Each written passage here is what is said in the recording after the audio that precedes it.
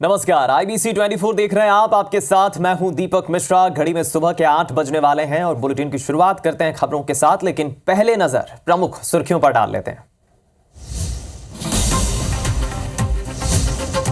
Modi cabinet में MP के सांसदों का मंत्री बनना तय। मध्य प्रदेश से सिंधिया, पूर्व CM शिवराज और VD शर्मा के नामों की चर्चा तेज। तो CM डॉक्टर मोहन यादव सहित BJP के तमाम दिग्गज नेता आज शामिल होंगे शपथ ग्रहण समारोह में।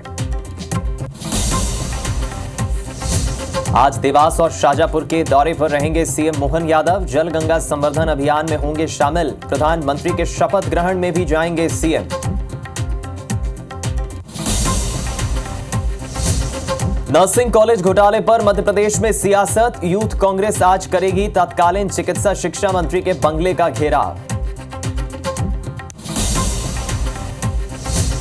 भोपाल के कोहे फिजा पुलिस ने स्टंटबाजों पर की कार्रवाई। वाहन चालक और उसके 4 साथियों को किया गिरफ्तार। VIP रोड पर कार से स्टंटबाजी का वीडियो हुआ था वायरल।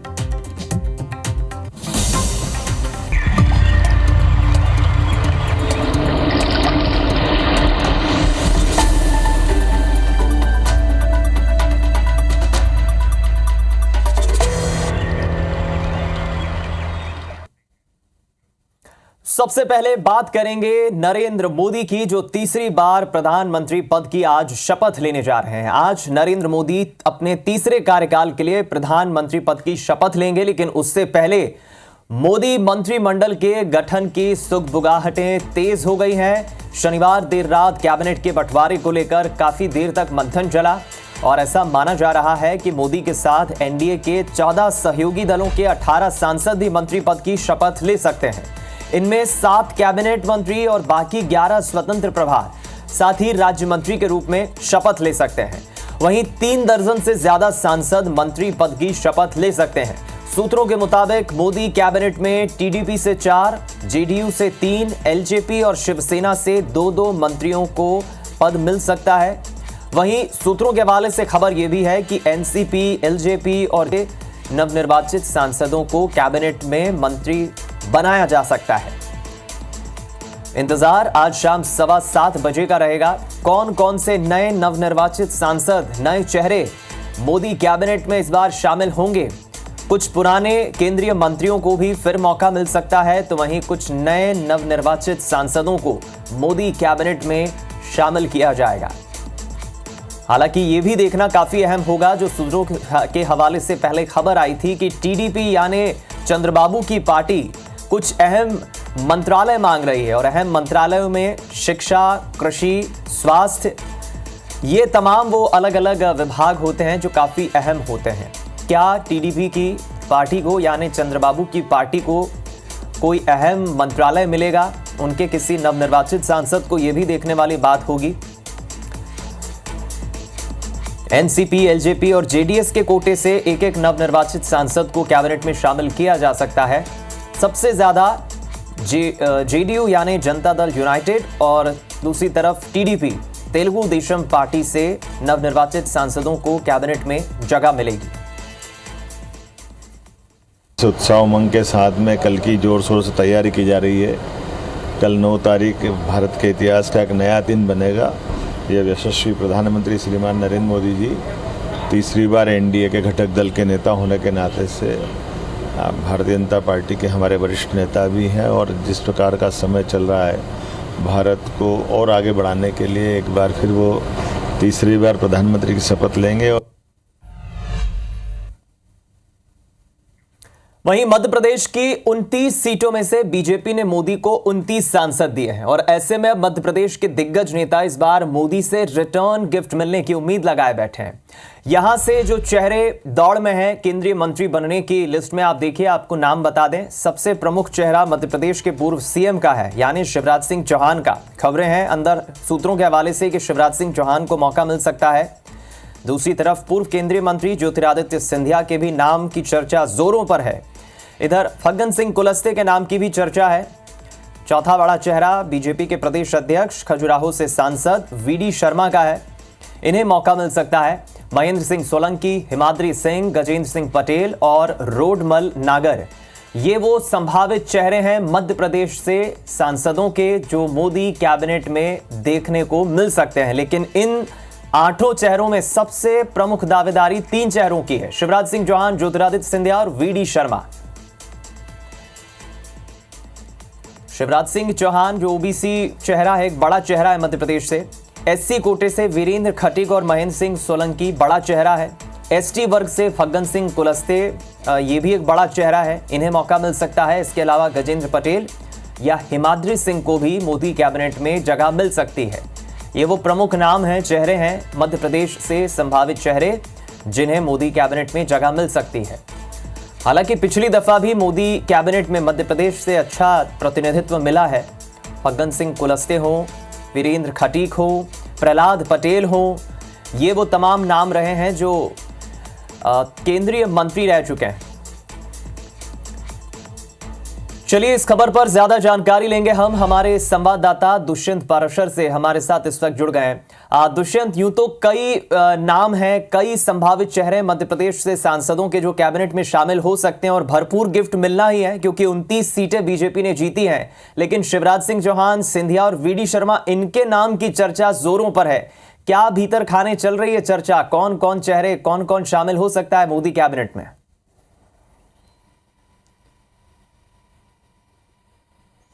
बिल्कुल दीपक, देखिए मध्य प्रदेश की बात करें तो 29 की 29 सीटें जो है यहाँ पर बीजेपी ने जबरदस्त मुकाबले में जीती हैं। और ऐसे में कहीं ना कहीं अब इनाम की बात जब सामने आई है तो मध्य प्रदेश को किस तरीके का इसका इनाम मिलेगा ये आज शाम तक साफ हो जाएगा। लेकिन जिस तरीके से जो नाम निकल कर सामने आए हैं कि मध्य प्रदेश से कौन कौन ऐसे वो नाम हो सकते हैं जो नाम केंद्र की मोदी सरकार के तीसरे टर्म में मंत्री बनते हुए नजर आएंगे, तो उनमें पूर्व मुख्यमंत्री शिवराज सिंह चौहान का नाम सबसे पहले आ रहा है। इसके साथ ही ज्योतिरादित्य सिंधिया जो कि मोदी सरकार के 2.0 में कहीं ना कहीं दूसरे चरण में भी वो मंत्री रहे हैं, केंद्रीय मंत्री रहे हैं, उनका नाम सामने आ रहा है। इसके अलावा जिस तरीके से ये बात भी कही जा रही है कि 4 मंत्री मध्य प्रदेश से इस कैबिनेट में शपथ लेने वाले हैं, तो ऐसे में इन 4 मंत्रियों में 2 नाम तो साफ हो गए हैं, लेकिन 2 नाम अभी भी संशय की स्थिति में है। ये बात भी कही जा रही है कि प्रदेश अध्यक्ष वीडी शर्मा को केंद्रीय मंत्रिमंडल में भी लिया जा सकता है। इसके साथ ही उनको संगठन की जिम्मेदारी देने पर भी विचार जो है वो किया जा रहा। तो ऐसे में दोनों ही स्थितियां बनी हुई हैं वीडी शर्मा के साथ में। अगर केंद्र में उनको मंत्री बनाया जाता है तो संगठन की जिम्मेदारियां उनको केंद्र में नहीं सौंपी जाएंगी, लेकिन अगर केंद्र की संगठन की जिम्मेदारी उनको सौंपी जाती है, उनको बड़ा पद केंद्र के संगठन में दिया जाता है, तो फिर उनको केंद्रीय मंत्रिमंडल में नहीं लिया जाएगा। ऐसे में अब इसके अलावा भी बहुत सारे नाम निकल कर सामने आते हैं। फग्गन सिंह कुलस्ते की बात करें, वीरेंद्र खटीक की बात करें, महेंद्र सिंह सोलंकी की बात करें, या फिर हम बात करें रोडमल नागर की, तो ऐसे भी कई सारे नाम हैं जिनको मंत्रिमंडल में शामिल किया जा सकता है। हालांकि अभी ये औपचारिक रूप से साफ नहीं हुआ है कि किन किन लोगों को मंत्रिमंडल में लिया जाएगा, लेकिन जिस तरीके से जो राजनीतिक गलियारों में नाम निकल कर सामने आ रहे हैं उनमें सबसे पहला नाम शिवराज सिंह चौहान और दूसरा नाम ज्योतिरादित्य सिंधिया का लिया जा रहा है। लेकिन इसमें तीसरा और चौथा नाम किसका होगा, फिलहाल इस पर संशय बरकरार है। लेकिन ये जरूर कहा जा रहा है कि 2 नए चेहरे जो हैं मध्य प्रदेश से कैबिनेट में 4 चेहरों के तौर पर यहाँ पर शामिल किए जा सकते हैं। तो 2 चेहरे पुराने होंगे, 2 चेहरे नए होंगे। तो ये जरूर कहा जा सकता है कि 2 बड़े कद्दावर नेताओं को यहाँ पर कैबिनेट में शामिल किया जाएगा। उसके साथ ही 2 नए चेहरों को भी यहाँ पर शामिल किया जाएगा। 4 का कोटा यहाँ पूरा किया जाना है, तो 4 मंत्री जो है यहाँ पर मध्य प्रदेश को मिलने वाले हैं।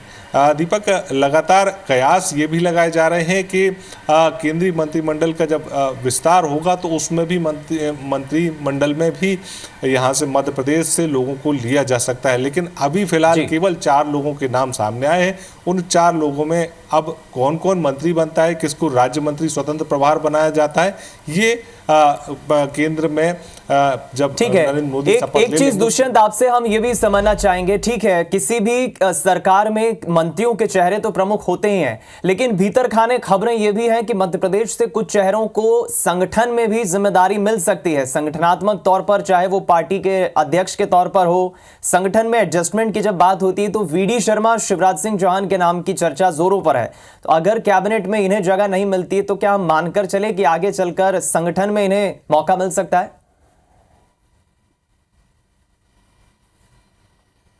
बिल्कुल दीपक, देखिए यही बात मैं पहले भी कह रहा था कि प्रदेश अध्यक्ष के तौर पर बीडी शर्मा ने जोरदार काम किया है और जिस तरीके से बीजेपी उनको शुभंकर अध्यक्ष मानती है, तो ऐसे में जब एक बार फिर से वो सांसद चुनकर आए हैं, केंद्र में मंत्री बनाने की उनकी बात भी कही जा रही है, तो ऐसे में अगर उनको मंत्री पद नहीं भी मिलता है तो संगठन में उनको बड़ी जिम्मेदारी जो है वो सौंपी जा सकती है। इसके साथ ही पूर्व मुख्यमंत्री शिवराज सिंह चौहान के नेतृत्व में पिछले 20 साल तक जो है वो बीजेपी सत्ता में रही है मध्य प्रदेश में, तो ऐसे में इसको भी नज़रअंदाज नहीं किया जा सकता और शिवराज सिंह चौहान के नेतृत्व को भी नज़रअंदाज नहीं किया जा सकता। और यही कारण है कि शिवराज सिंह चौहान को के लिए दोनों ही तरफ की सोच जो है वो पार्टी लगातार बनाई हुई है। अगर केंद्र में उनको मंत्री मंडल में शामिल नहीं किया जाता है तो केंद्रीय संगठन में एक बड़ी जिम्मेदारी उनको मिल सकती है और जिस तरीके से अगर संगठन में जिम्मेदारी नहीं मिलती है तो कैबिनेट में उनको मंत्री पद मिल सकता है। दोनों ही संभावनाएं जो हैं वो लगातार बनी हुई हैं और दोनों ही संभावनाएं प्रबल हैं। तो ऐसे में दीपक ये जरूर कहा जा सकता है कि मध्य प्रदेश नेतृत्व जो है वो यहाँ पर एडजस्टमेंट तो होगा, लेकिन अब प्रतिनिधित्व कितनी संख्या में होता है ये देखने वाली बात होगी। बहुत शुक्रिया आपका दुष्यंत इस खबर पर हमारे साथ जुड़ने के लिए, चर्चा करने के लिए। और अब बात करते हैं मध्य प्रदेश के मुख्यमंत्री डॉक्टर मोहन यादव के आज के कार्यक्रम की। आपको बता दें, मोहन यादव आज सुबह 9:30 बजे देवास के नेमावर पहुंचेंगे। मुख्यमंत्री नेमावर में स्थानीय कार्यक्रम में शामिल होंगे। जल गंगा संवर्धन अभियान में शामिल होंगे सीएम सुबह 11 बजे। वहीं शाजापुर के शुजालपुर भी पहुंचेंगे सीएम शुजालपुर में जल गंगा संवर्धन अभियान में शिरकत करेंगे, वहां पर शामिल होंगे। और दोपहर 1 बजे सीएम मोहन यादव दिल्ली के लिए उड़ान भरेंगे, दिल्ली पहुंचेंगे। प्रधानमंत्री मोदी के शपथ ग्रहण समारोह में शामिल होने के लिए मोहन यादव आज शाम दिल्ली पहुंचेंगे।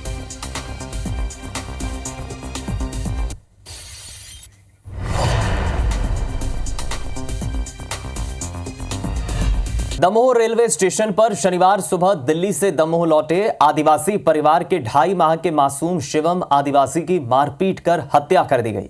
इस मामले के संबंध में जीआरपी पुलिस देर रात हटा ब्लॉक के घोगरा गांव पहुंची और मृतक के पिता लेखराम आदिवासी से पूछताछ कर एमएलसी कराया गया। दरअसल मृतक के पिता ने घटना के समय स्वयं और पत्नी राम सखी के साथ मारपीट की शिकायत दर्ज कराई थी। जो भाई बैठी थी, सबने बोला भाई मोबाइल मिल जाएगा फ़ोन लगाने के लिए। बोले हाँ भाई मिल जाएगा। सो थोड़ा 8 फुट की दूरी पर वहाँ चले गए, यहीं बैठी है। सो थोड़ा हमें यहाँ नंबर काटने लगे, नंबर में जोड़ने लगे। बोले इतनी में अचानक एक आदमी आया, सीधे बच्चे पर हमला करने लगा। और फिर बीवी ने देखा, वो मस्त के कौन मार रहा है, बीवी को भी हमला कर दिया उसने। वहीं छतरपुर से खबर है, जहां छतरपुर में दमोह रेलवे स्टेशन में मासूम की हत्या का मामला सामने आया है। गुलगंज पुलिस ने आरोपी को गिरफ्तार कर लिया है। इस मामले में आरोपी को गुलजांग कस्बे के ढाबे से पुलिस ने गिरफ्तार किया है। आपको बता दें, गुलगंज पुलिस ने आरोपी को दमोह पुलिस को सौंपा है। इस मामले में ये वो आरोपी है, तस्वीरों में आप देखिए, जिसने एक मासूम को मौत के घाट उतार दिया। इस खबर पर ज्यादा जानकारी लेंगे हम, संवाददाता अभिषेक सिंह हमारे साथ जुड़ गए। अभिषेक, वाकई सनसनीखेज मामला है और अच्छी बात यह है कि पुलिस ने आरोपी को गिरफ्तार कर लिया है जिसने मासूम की हत्या की थी। कुछ पूछताछ में खुलासा हो पाया है, पुलिस का क्या कहना है? देखिए, ये बड़ा ही सनसनीखेज जो मामला है कल सामने आया था और जैसे ही पुलिस को ये पता चला कि छोटे मासूम 2.5 महीने के बच्चे की हत्या कर दी, तो पुलिस ने आसपास के जितने भी सीमावर्ती थाने थे सभी में जानकारी दे दी और इस हुलिये को जारी कर दिया। क्योंकि दमोह जिला जो है छतरपुर का सीमावर्ती जिला है और यहाँ पर गुलगंज और बड़ा मलेरा थाना लगता है। गुलगंज थाने की पुलिस तत्काल एक्शन में आई और चेकिंग लगा दी और कई जगह ढाबे और अन्य सार्वजनिक स्थानों पे जांच पड़ताल शुरू कर दी। इसी बीच पुलिस को किसी मुखबिर ने सूचना दी कि बताए हुए हुलिये जैसा आदमी एक स्कूटी पर आया है और एक ढाबे के बाहर स्कूटी खड़ी है और वो आदमी अंदर खाना खा रहा है। इस पर एक्शन लेते हुए पुलिस ने तत्काल वहां दबिश दी और उक्त आरोपी को हुलिये के आधार पर अपनी अभिरक्षा में ले लिया और बाद में जैसे ही दमोह पुलिस ने उसकी कंफर्मेशन करी, दमोह पुलिस आके उसको ले गई। और ये भी बात सामने आई कि ये जो आरोपी है साइको किलर हो सकता है या कोई तांत्रिक टाइप का व्यक्ति हो सकता है, क्योंकि इसका जो वेशभूषा था, हुलिया था, वो किसी तांत्रिक बाबा जैसा समझ में आ रहा था और ये बातचीत और उसका जो व्यवहार था वो भी सामान्य नहीं था। ये कुछ अजीब हरकतें और अजीब तरह की बातचीत भी कर रहा था। चलिए, बहुत शुक्रिया आपका जानकारी पहुंचाने के लिए अभिषेक, इस खबर पर जुड़ने के लिए। इधर मुरैना से खबर है, जहां मुरैना चंबल इलाके में हर्ष फायरिंग के मामले थमने का नाम नहीं ले रहे हैं। विदाई समारोह में युवक ने हर्ष फायरिंग की, जिसका वीडियो अब सामने आया है। सोशल मीडिया में वीडियो वायरल हो रहा है। युवक प्लाटून कमांडर के पद पर पदस्थ है, जिसने हर्ष फायरिंग की। तस्वीरें देखिए, कोतवाली थाने के संजय कॉलोनी का ये मामला है। शादी समारोह में हर्ष फायरिंग की युवक ने, जो प्लाटून कमांडर के पद पर पदस्थ है। नाच गाना चल रहा है, शादी समारोह में जश्न का माहौल है और इस बीच वहां युवक हर्ष फायरिंग कर देता है। मुरैना की ये तस्वीरें हैं कोतवाली थाने के संजय कॉलोनी में, जहां शादी समारोह के आयोजन में हर्ष फायरिंग हुई है और ये वीडियो अब वायरल हो रहा है।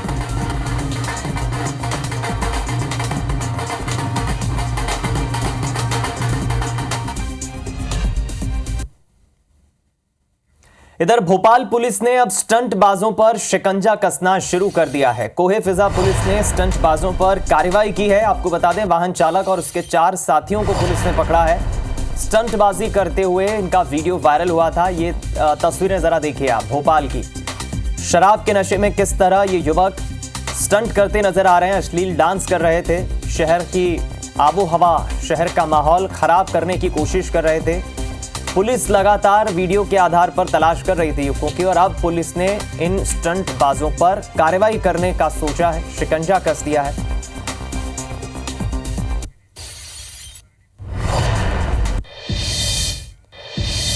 इधर विदिशा प्रशासन अब एक्शन में आ गया है। यही कारण है कि अब प्रशासन की टीम एक्शन में आ गई है। बुलडोजर लेकर अवैध जमीन पर प्रशासन की टीम ने कार्रवाई की है। बुलडोजर चलाकर और जमींदोज किया है, अतिक्रमण को हटाया है। लटेरी पुलिस और राजस्व अमले ने संयुक्त कार्रवाई की है। कब्जाधारी परिवार के सदस्य पर बताया जा रहा है आपराधिक मामला भी दर्ज है। हत्या का प्रयास मामले में परिवार का आरोपी, मुख्य आरोपी फरार है। महावन में चोरी छिपे ढाबा संचालित कर रहे थे। इस दौरान भारी पुलिस बल और राजस्व की टीम मौजूद रही कार्रवाई के दौरान, जिसने इस अतिक्रमण को हटाया।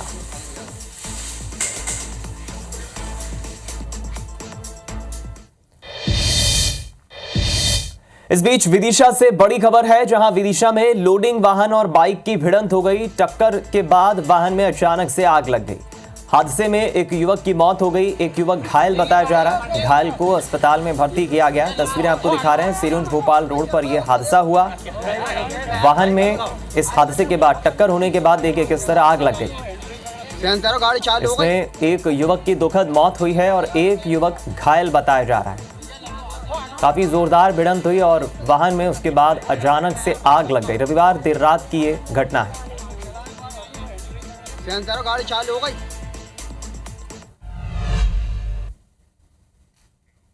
इधर रीवा शहर के चौराहटा थाना क्षेत्र के बाईपास में शनिवार शाम 2 ट्रकों के बीच भीषण टक्कर हो गई। ट्रकों के बीच हुई इस टक्कर में बताया जा रहा है ये टक्कर इतनी जोरदार थी, इतनी जबरदस्त थी कि दोनों ट्रकों में भीषण आग लग गई और दोनों ट्रकों के अंदर सवार ट्रक ड्राइवर और खलासी की ट्रक के अंदर ही जलकर मौत हो गई। बताया जा रहा है एक ट्रक चौराहटा बाईपास से रातहरा की ओर जा रहा था, जबकि दूसरा ट्रक रातहरा बाईपास से चौराहटा की ओर जा रहा था। इसी दौरान चौराहटा की ओर से जाने वाले ट्रक ने लापरवाही करते हुए ओवरटेक करने की कोशिश की। इस दौरान सामने से आ रहे ट्रक की उससे भीषण टक्कर हो गई। घटना की सूचना मिलने के बाद पुलिस और फायर ब्रिगेड की टीम पहुंची। कड़ी मशक्कत के बाद आग पर काबू पाया गया। प्रथम दृष्टया जांच में समझ में आ रहा है कि केबिन में कुछ लोग थे।